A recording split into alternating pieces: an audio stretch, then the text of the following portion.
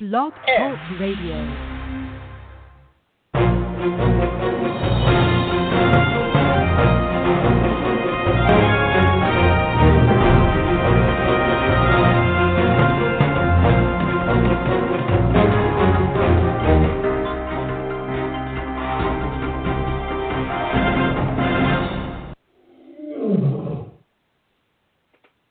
Well, welcome to another edition of Carnivore Radio, the podcast, our second edition. I'm your host, Jeffrey Sherman, along with Dr. Eric Lopkin, and we'll soon be joined by Chris Calandra.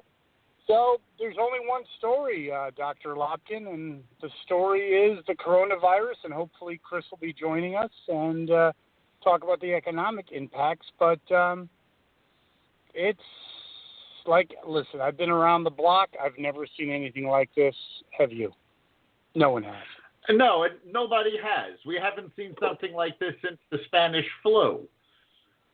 But, yes, you know, the stimulus package has just passed. There's a lot going on.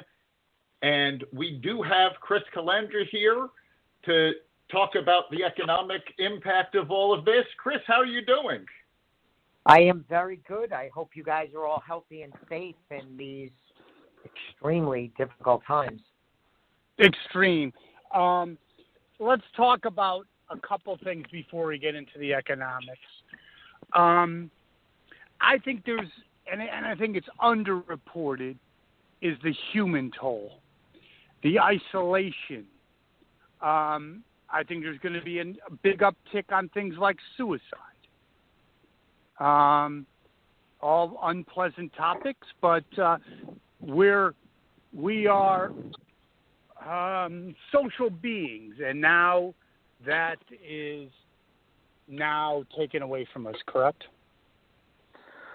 I think we are absolutely. Social beings. Go ahead, Chris. No, I think absolutely, and I think the president, who, you know, it deserves some criticism through this difficult period, I think gave a nod to that, Jeff, when he said this week that we need to be careful not to have the cure be worse than the disease. And a lot of the media took that as an economic statement, and I think in part it was. But I also believe it was speaking to your notion that this isolation, this people staying home, the economic anxiety is going to lead to significant health issues for a lot of Americans that might outpace significantly the coronavirus problem. I would agree with that 100%. And here's another thing. I have pretty normal friends, grounded professionals. And here's one thing, and maybe Dr. Lopkin, you can comment on this, and then Chris, is there's a freak factor, and the freak factor is these wide divergence of opinions and expert analysis. Like, one expert said 100 million people are going to get this, 80%, and then other people say it's going to be 1 million, 2 million. I mean, it's all over the map. I mean, I think that adds to the hysteria. What do you think? It does. It definitely adds to the hysteria. And before I go on about this, I want to invite our listeners to call in, because this is actually live. So you can call in at second podcast. You can call in at 563-999-3693. Join the conversation. Tell us how coronavirus is affecting you and how you're dealing with it. And let's say that number again, Doc. It's Dr. Lopkin. Let's get that number again. Yes, it's 563-999-3693. Nice. So do you agree with what I just said, that the wide discrepancy between what, you know, some expert could say, 2 million. If it's 3 million, then we're halfway through it. If it's 100 million, this thing's just starting. We're not even close. Yeah, I mean, there is a wide, because, what the heck is going on?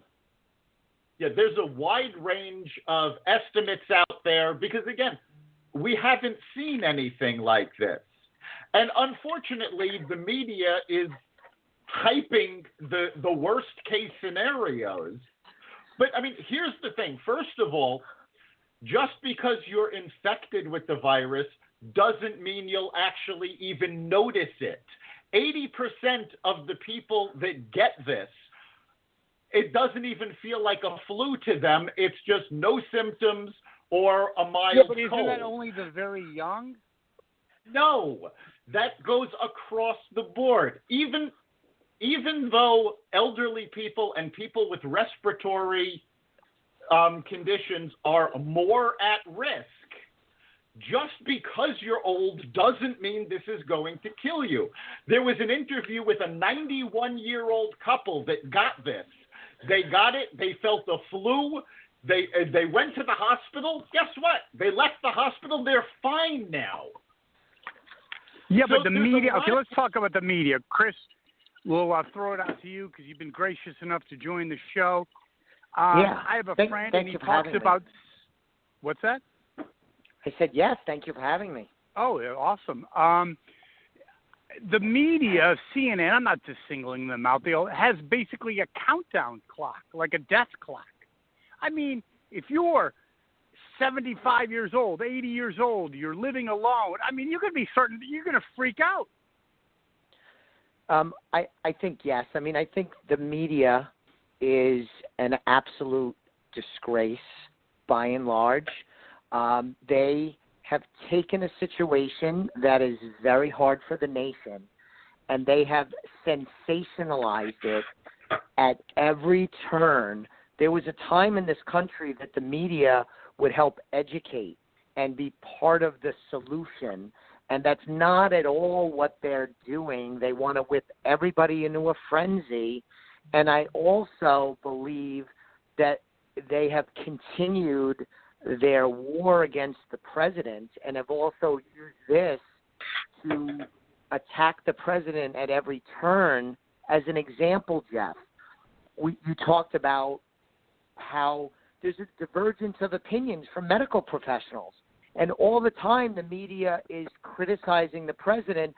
Just listen to the medical professionals. Anytime he says something, they say, well, that's not what the healthcare professionals say. Well, that's so disingenuous because the burden of leadership that the president has is to take varying opinions across economic, health, and otherwise, different opinions, different data, and try and come to decisions. But this idea of just to listen to the healthcare professionals, well, obviously, those opinions are all over the map. So yes, yeah, but here's another attack. factor, though. The rate of growth. I just got a indication that 2 weeks ago, gentlemen, and our listening audience, 2 weeks ago, the infection rate or the reported cases in Connecticut was about 60. 2 weeks ago. It's now just 1,300. I mean, this thing, people. Okay, I'm going to go out there, gentlemen, and I'm saying that people are going to be increasingly unhinged because you went from 10 in Connecticut to 60. Now it's 1,300. Next week it'll be at least probably 5,000. I mean, we're just talking about Connecticut. I know we go out nationally, but nationally it's the same thing. It's probably not going to jump to 5,000 that quickly. And no, it's not the same thing here as it is around the country. Because in Connecticut, we have a large influx of New Yorkers trying to get out of the city. And they're bringing the virus with them. Governor Lamont and Mayor de Blasio have fallen so short of what they should be doing, and I'll give you two specific instances. Mayor de Blasio cut back on the number of subway trains that are running. So that forced people closer together when essential workers have to get to work. So it made the virus go faster. Governor Lamont, people at the DMV tested positive for coronavirus and people in that office were ordered back to work. So we have idiotic decisions that are fueling this. Okay, I like that. Let's both. Chris, I'm going to throw it out to you first, and Dr. Lopkin, and I'm going to give my view. Okay, you're now the President of the United States. What should we do? I mean, first of all, assess how deep this crisis is and what needs to be done to solve it. Go ahead. So I would, if I was the president, set a good target like he did with Easter. Not a firm date, but I would do much the same. Aspirationally, you would get to Easter.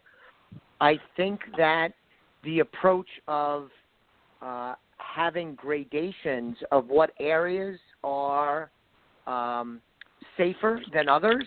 I think there's a slew of states that thus far have had very few cases and very few deaths. You can't treat a country of 330 million people and as large as we are geographically, every area the same way.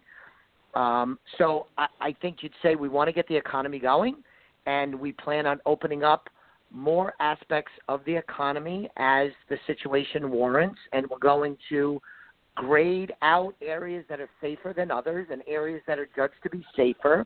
We'll open up their economies and reduce their restrictions as the situation warrants. Mm-hmm. How does that sound?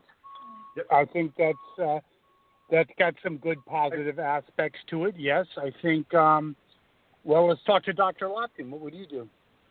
No, I think Chris is right, and I'm going to take a page from Mike Pence, because in his address today, he talked about the fact that we need to target our response on a county-by-county basis, not one thing fits all for the entire country. And Connecticut is the perfect example of this, because you gave those numbers about the uptick in cases. But when you break it down county by county, the vast majority of those are in Fairfield and Litchfield County. Windsor and New London counties have a grand total of 3 people that have been affected. So okay, but what do you do about it? What do you do? I mean, okay. Do you go draconian? Do you go draconian in? Let's just talk about Connecticut for a while, but it's a metaphor for the entire country, obviously. Do you go and say you can't? What do? You can't leave Fairfield. I mean, what do you do? Yes, actually, in certain counties, you would have to go draconian. Certainly, New York City, Fairfield County. Yeah, do we go draconian that you can't leave New York? Yes, I think New York has to be quarantined.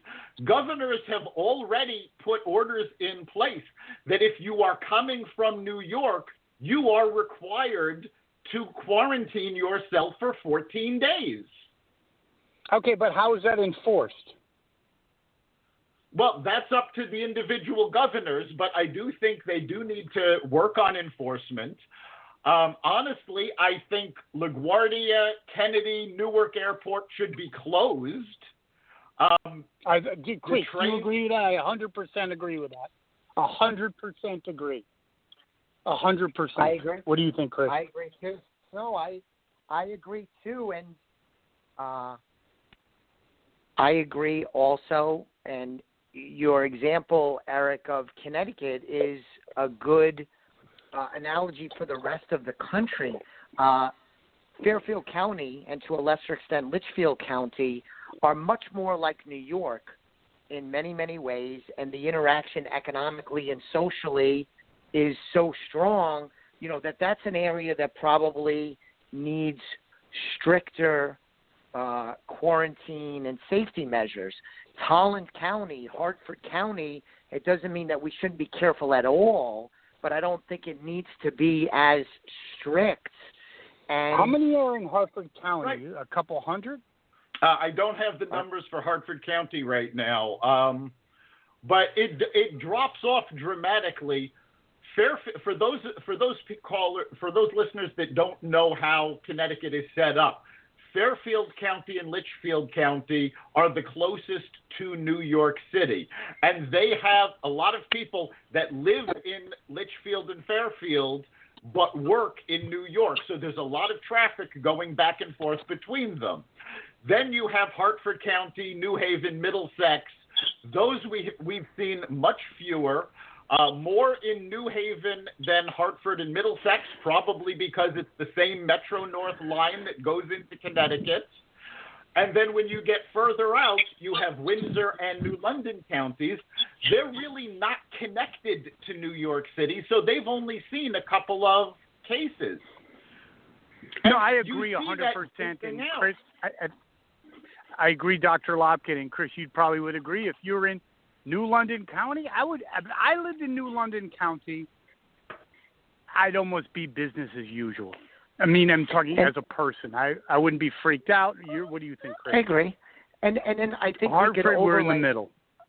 Right. I think we could overlay onto this also is that if you're healthy and young is another good example, you probably can be a little bit more liberal with your actions. If even Chris, in a safer area, Chris, hang on to that thought. We need to take a hard break. We'll be right back after this message. Next Thursday, you will be caught in an extreme flash flood. Disasters don't plan ahead, but you can. Talk to your loved ones about making an emergency plan. Get started today at ready.gov/plan. Brought to you by FEMA and the Ad Council. All right, and welcome back to Carnivore Radio. Remember, you can be part of the conversation. Call us at 563-999-3693. That's 563-999-3693. And Chris, you were saying? So I was saying not only can you segment this by geography, you could also segment it that if you're an individual that's not in a hot spot area and you're healthy, perhaps young, but irregardless healthy, you probably could be more liberal in your movements and activity. And if you are in a high-risk category, you may want to self-quarantine and social distancing, work from home, lay low, regardless of whether you're in a hot spot or elsewhere. I know my father, an example, he's 75, and he's undergoing chemotherapy, and he is in a high-risk area, a high-risk category. So I would submit for my dad, regardless of where he is, whether it's a dangerous area or a less dangerous area, he probably should take extreme precautions.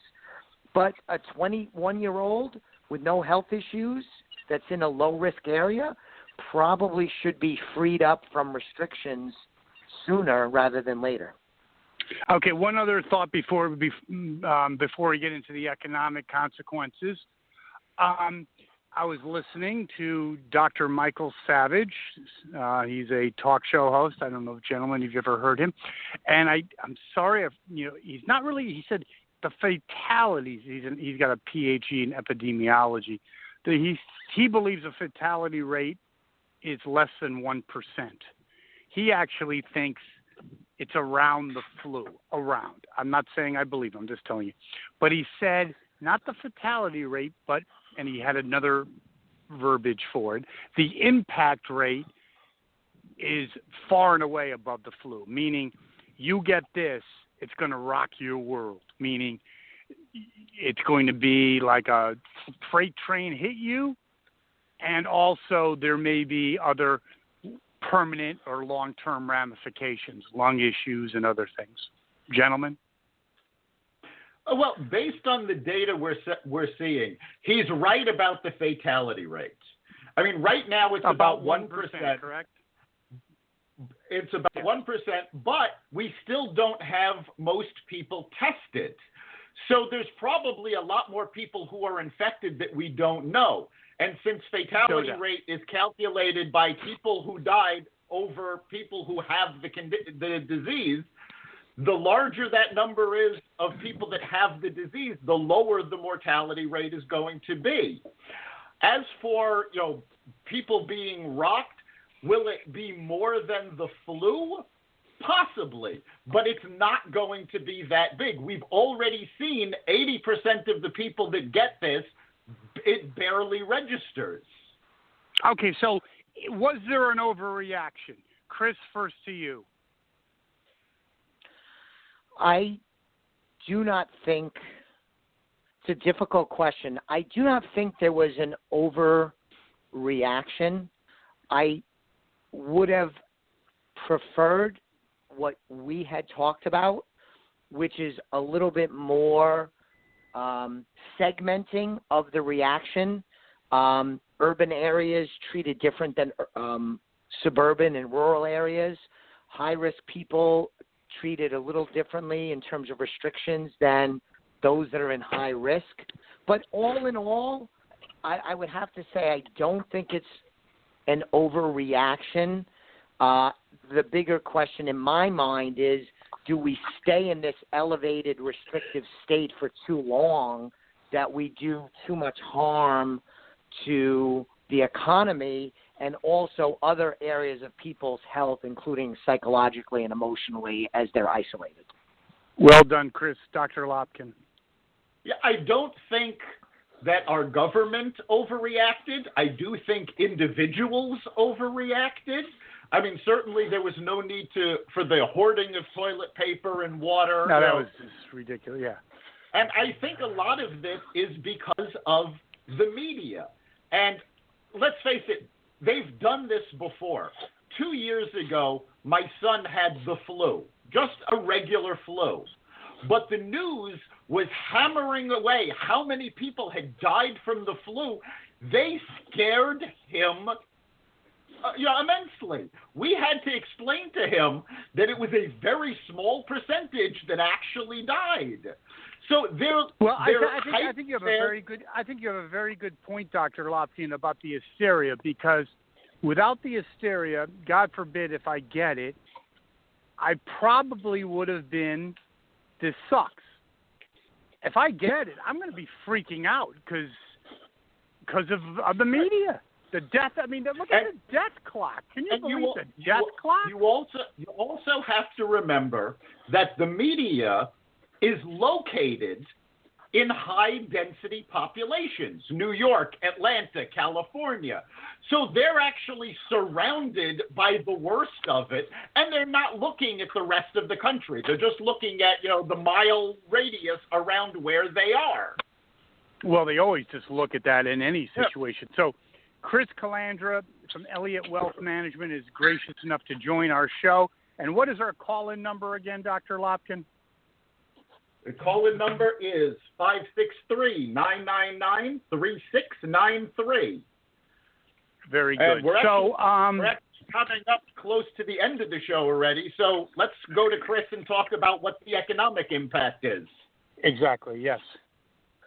Yeah, it's a very good question, and it's mostly unknown. This shutdown is more extreme in terms of affecting many more industries and many more Americans than after 9/11, when the country in many ways was shut down.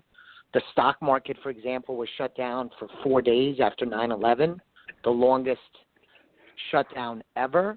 But there were large parts of the country, widespread industries that, kind of carried on. After the financial crisis in 2008 into 2009, that was very severe. But there were other let me just jump in just for 1 second. I apologize, Chris, but I would have to say there's a big difference. 9/11, an emotional blow to America, obviously an economic blow. We get all that. Absolutely, no question about it. However, I think it was a minor. I'm not minimizing the psychological and other toll it took of loss of life. But if you look at the economy, really didn't get nailed too bad. 2008 is completely different. So what is your assessment in terms of comparing this to 2008? I think it's likely to be worse because it has spread into just about every industry. Unlike the previous two, it's not just travel and leisure and vacation, but, manufacturers affected because workers can't show up. Restaurants are completely shut down. These have an impact up and down the supply chain, and employees that count on that business, it's all dried up. So we don't know the economic impact today. We can't calculate it just yet, especially because we're not even ready to really begin rebuilding yet while we're still on so many restrictions. But it's going to be very significant. Dr. Lopkin.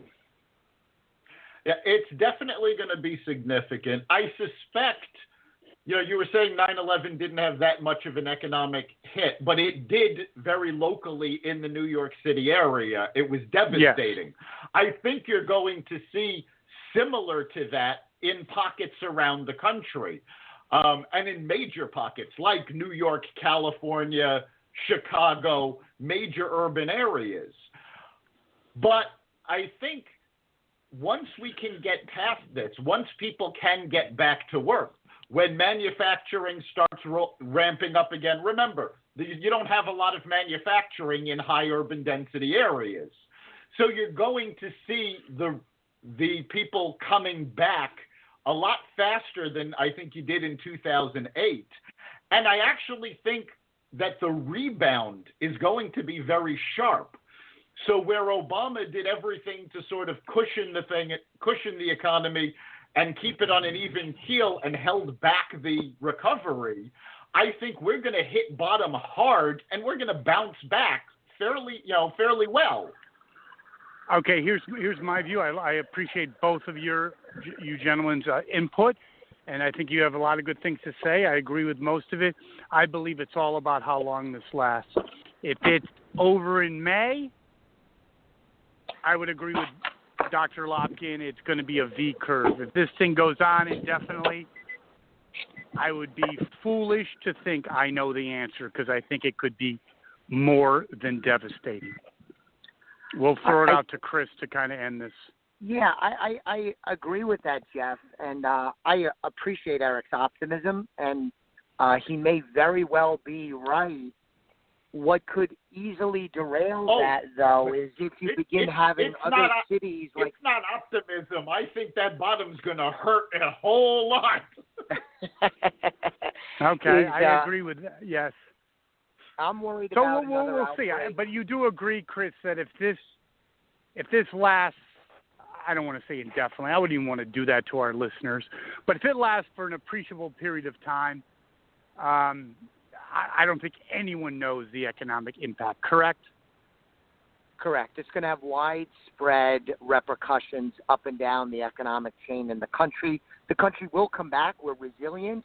But the degree of change and interruption and disruption, we just don't know yet. It really depends, like you said, Jeff, on when we could go back to rebuilding, and we're not there yet, and that's the key thing. I agree. Dr. Lopkin, you agree? I do. It all depends on how long it takes us to start the recovery. I think once we're there, the recovery will go well. But the longer I agree with you 100%. 100%. The worse it'll be. Yeah, if we're done with this by May, I don't trust. I don't embrace. There's going to be Easter. Good luck. If we're over this by May 15th, meaning things are fairly okay, they're turning the corner, and even short term, gentlemen, and for our listeners, if let's say in 2 weeks, the 15-day quarantine or emergency measures see results, I think people are going to feel better. If they don't see results, I am not smart enough to gauge what's going to happen. That's actually the key. The faster they see results, the better they'll feel. Very good. So, gentlemen, great show, correct? Great show. Thanks for having me. Any final thoughts, Dr. Lopkin? I think everybody needs to stay safe. Do what you can to help people out. And how do people spread the word about the Carnivore podcast? Because it's our second show. We want more callers. We want more followers, don't we, Dr. Lopkin?